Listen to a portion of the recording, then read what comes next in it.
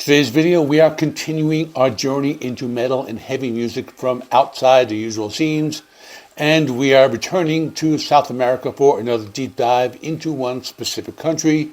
This episode is part of an ongoing series where the goal is discovery, finding albums that come from different backgrounds, eras, and styles, all connected by one scene.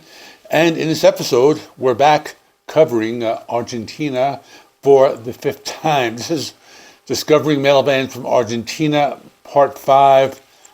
Lots of stuff. Let me just jump right into it.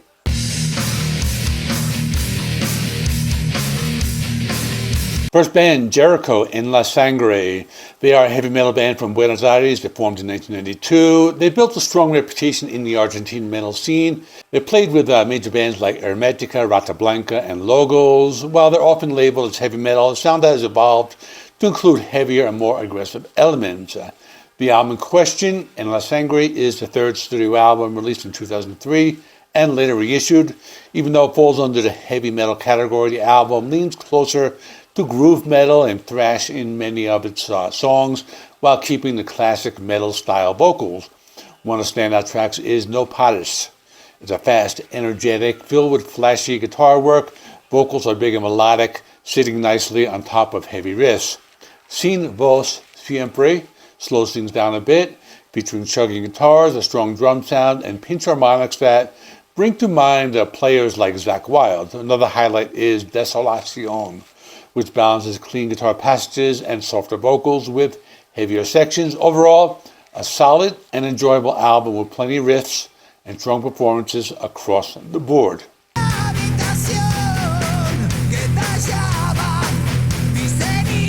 Number 2, Ian, En Tiempos de Redención.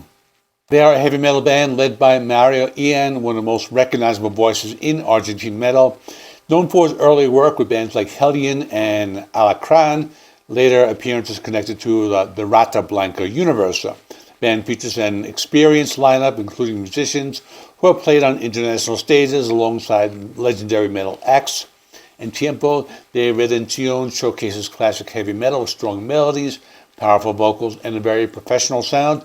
Mario Ian's voice is the centerpiece, delivering high-energy performances throughout the album. The track Latino America features big, commanding vocals that may remind some listeners of Rob Halford, combined with heavy riffs and a catchy chorus. The title track, En Tiempos de Redención, leans more towards classic rock in Espanol, but still keeps a metallic edge, especially in the galloping guitar rhythms. En Mi Nombre is one of the fastest and most aggressive songs on the album, filled with 1980s style riffs and high-pitched vocals. The album also includes Pacto con tu Libertad, a power ballad with softer guitars and emotional vocals. If you're a fan of Judas Priest style heavy metal, the album is definitely worth checking out.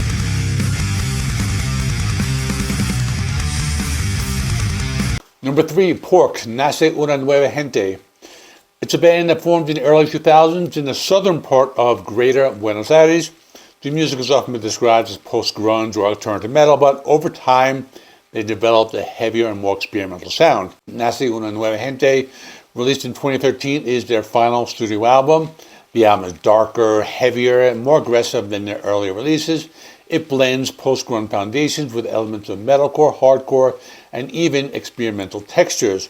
Some songs also include unexpected influences, such as tango-inspired passages. The title track, Nace una nueva gente, is fast, technical, and intense with a sound that recalls 2000s era metalcore. Hipster Murió in Argentina features chugging guitars, strong hooks, and an aggressive vocal delivery. La Muerte del Ángel slows things down with sludgier riffs, political lyrics, and raw hardcore feel. The album is difficult to place in a single genre, but that's part of its appeal. If you like heavier experimental music, this one stands out.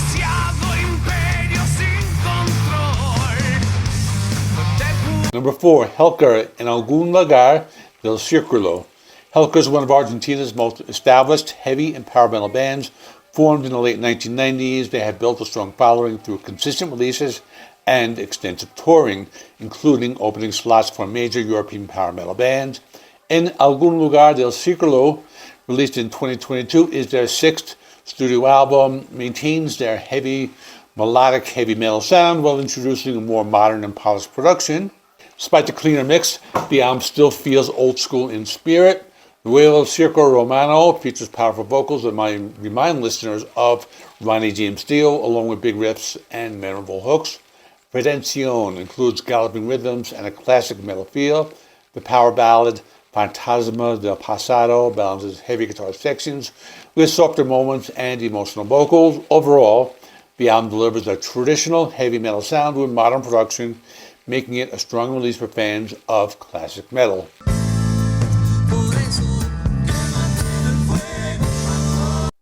Number 5, La Máquina de Hacer Pájaros, Películas.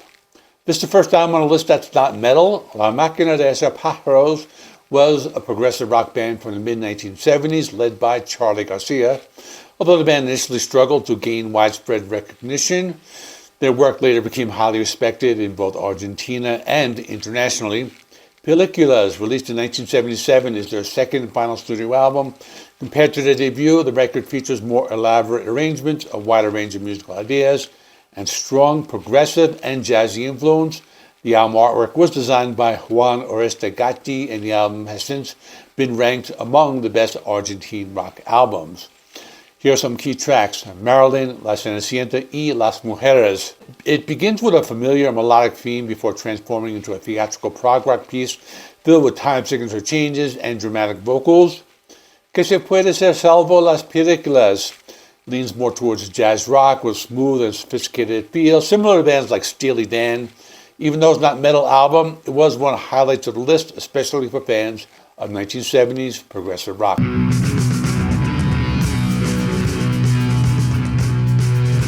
Number 6, Los Natas, Ciudad del Brahman. Los Natas were a stoner rock band formed in the early 1990s. Over time, they moved towards a more experimental and free-form sound. Ciudad del Brahman, released in 1999, is their second studio album and was recorded in San Francisco, produced by Dale Crover of the Melvins. The album blends heavy stoner riffs with psychedelic and experimental elements. The opening instrumental, Carl Sagan, is trippy and atmospheric, has a strong psychedelic vibe. It reminded me of The Doors. Meteoro 2028, more traditional stoner rock featuring thick riffs, heavy distortion, and feedback, similar to bands like Caius. Let me also mention that the title Meteoro 2028 means there's possibility that a meteor is coming in 2 years from now. But anyway, Paradise, slow singing sound with a hypnotic groove and a prominent bass line. Even for listeners who are not usually into stoner metal, the album offers enough atmosphere and experimentation to stand out.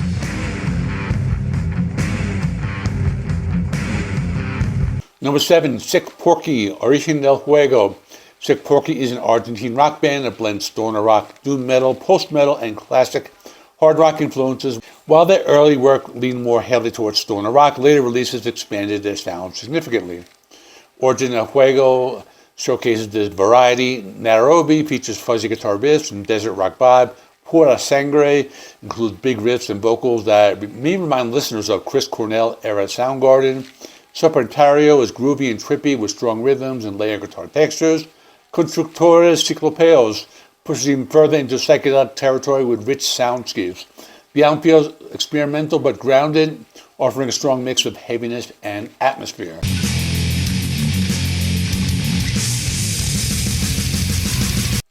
Number 8, Cadáver Putrefacto, La Maldición del Zombie Errante.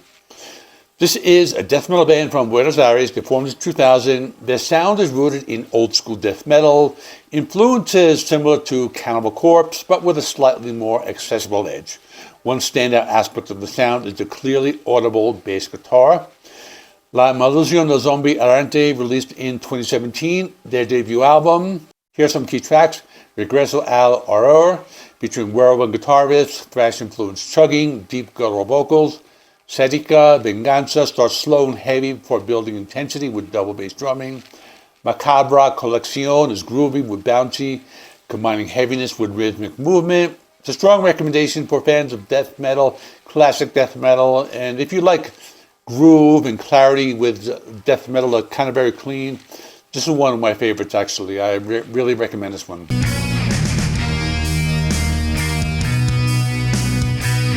Number 9, the self-titled album by Azeroth. Azeroth, the album was released in 2000, and it's considered a key release in the Argentine power metal scene. The album blends melodic heavy metal with epic songwriting, features guest appearances from well-known figures in the Argentine metal scene. The music draws clear influences from bands like Iron Maiden and Blind Guardian. And here are some key tracks. Esclavo in El Tiempo opens with an epic atmospheric intro before moving into melodic riffs and strong bass lines. Campaña al Desierto features twin guitar harmonies and fast-paced drumming. En la Frontera del Todo Razón delivers a more traditional power metal sound with an epic feel.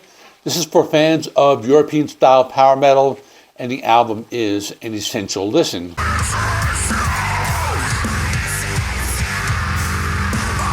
I have one more. This is a special request. It's just an EP, but Efemeria Visiones de un Futuro Incierto. So this began as a solo project in 2020 before evolving into a full band. The sound is rooted in modern progressive metal, influences from bands like Periphery or Era, and they combine cinematic elements to their sound. The EP is only about 18 minutes. It includes 4 tracks. Liminal opens with cinematic electronic textures and heavy distorted vocals. Contra Verlo is darker and heavier with down-tuned guitars and aggressive rhythms. Neon introduces electronic elements and a more accessible modern medical feel. And the closing track, Andromeda, is the most progressive with complex riffs, odd-time signatures, and both clean and harsh vocals. The EP is a strong example of modern Argentine metal, especially for fans of progressive styles.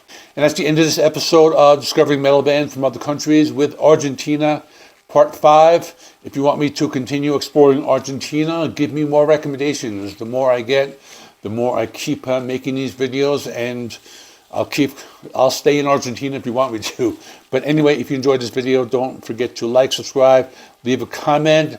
Here's a playlist with all of the other episodes from my Discovering Metal Bands from Other Countries series. And I will see you in the next one.